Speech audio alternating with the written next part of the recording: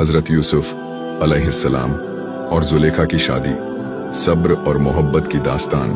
ये कहानी सिर्फ एक मोहब्बत की दास्तान नहीं, बल्कि सब्र, तौबा और अल्लाह की रहमत की अजीम मिसाल है। एक वक्त था जब मिस्र का एक आलीशान महल रोशनी से जगमगाता था। वहां की सबसे ताकतवर औरत थी जुलेखा। वो खूबसूरत थी, दौलतमंद थी और बादशाह की बीवी थी, लेकिन उसके दिल में एक ख्वाहिश थी, हजरत यूसुफ अलैहिस्सलाम को हासिल करने की ख्वाहिश। यूसुफ अलैहिस्सलाम की खूबसूरती इतनी थी कि जिसे देखकर हर कोई दंग रह जाता, लेकिन उनकी खूबसूरती से ज्यादा खूबसूरत उनका किरदार था। वो पाक दामन थे, नेक थे, अल्लाह के खास पैगंबर थे। एक दिन जब महल का दरवाजा बंद था, हर कोई सो रहा था, जुलेखा ने हजरत यूसुफ अलैहिस्सलाम को बुलाया। यूसुफ, देखो, महल के सारे दरवाजे बंद हैं, अब कोई हमें नहीं देख सकता।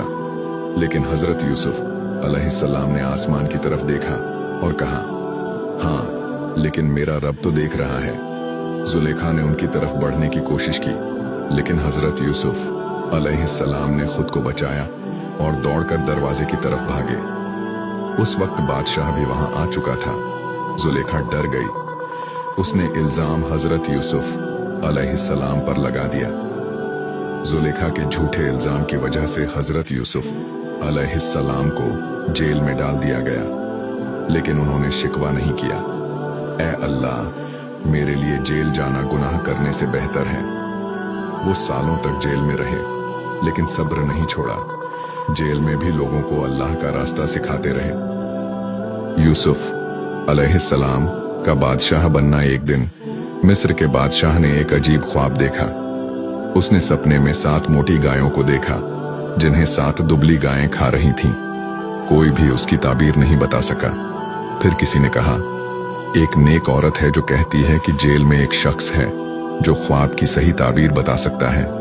वो हजरत यूसुफ अलैहिस्सलाम थे। उन्होंने कहा, यह ख्वाब बताता है कि मिस्र में 7 साल तक खूब फसल होगी, फिर 7 साल तक अकाल आएगा। अगर हमने अभी से अनाज इकट्ठा किया तो अकाल के वक्त कोई भूखा नहीं रहेगा। बादशाह इतना खुश हुआ कि उसने हजरत यूसुफ अलैहिस्सलाम को जेल से निकाला और पूरे मिस्र का खजाने का इंचार्ज बना दिया। वक्त गुजरता गया और वही जुलेखा जो कभी ताकतवर थी, अब गरीबी और बेबसी की हालत में थी। वो कमजोर हो गई थी, उसके चेहरे की रौनक खत्म हो चुकी थी, लेकिन उसके दिल में अब कोई और ख्वाहिश नहीं थी, सिर्फ अल्लाह की इबादत रह गई थी।